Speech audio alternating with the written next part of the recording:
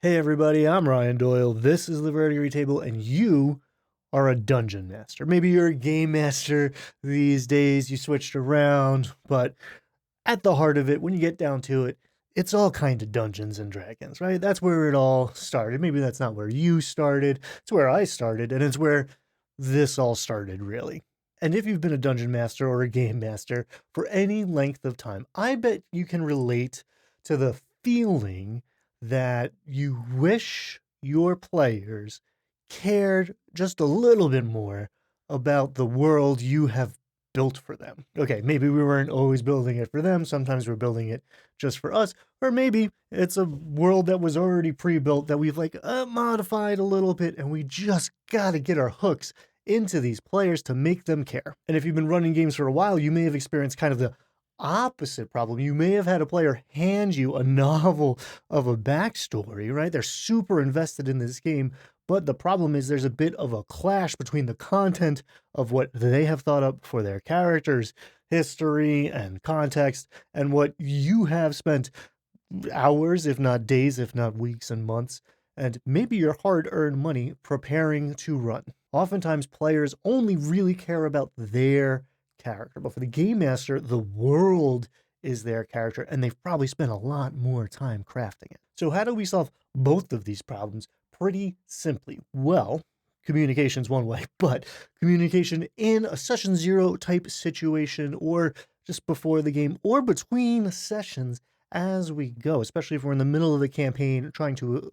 address or finesse these issues and create more of a shared world. What do I mean by that? I mean letting the players control and influence a little bit more of the world than maybe the Dungeon Master's Guide or other documents or people on YouTube are suggesting. If the player already has some say over the non-player characters or the factions, let alone the settings and the monsters and the magic items in the world you are running, then they are going to be much more engaged with it. And if the characters already have a built-in relationship to these non-player characters and factions and settings and magic items, then from the jump they're already going to be way more part of the story. And it doesn't take a lot. We don't have to rebuild our entire world around what the players are bringing to the table or saying that they want.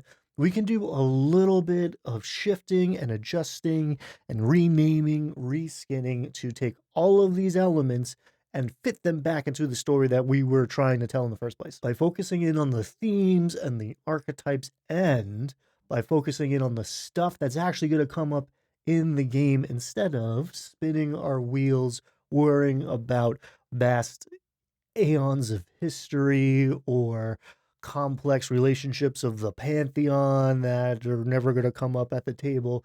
We need to zoom in on the details that matter. Now, Matt Colville famously gave the advice if you want your players to care about your world, chase them up a tree, forcing the player characters to engage with the lore of your setting because their lives depend on it.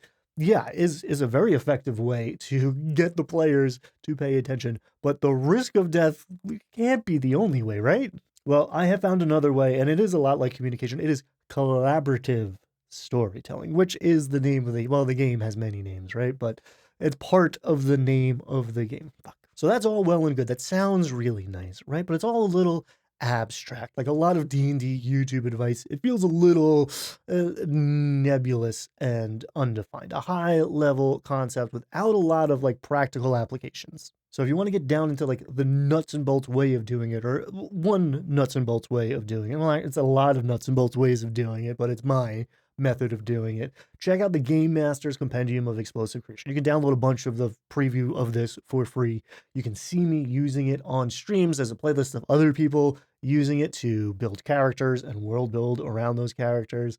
And what this is essentially table after table after table of non-player characters, factions, the aforementioned magic items, settings, monsters, all tied to the themes of the archetypal characters players are rolling out. You can select and adapt from them. You can roll dice collectively or separately to choose. You can do a little from column A and a little from column B, or just let the players choose the most appealing things that fit their characters. We're going to be doing all of that and more tonight on a stream based on when I'm recording this. I don't know when you're watching this, but it's up on Kickstarter. We're in the home stretch right now while I'm recording this. Pretty soon, once it's complete, it will be on Drive-Thru RPG. Wherever it is right now, that preview is out there.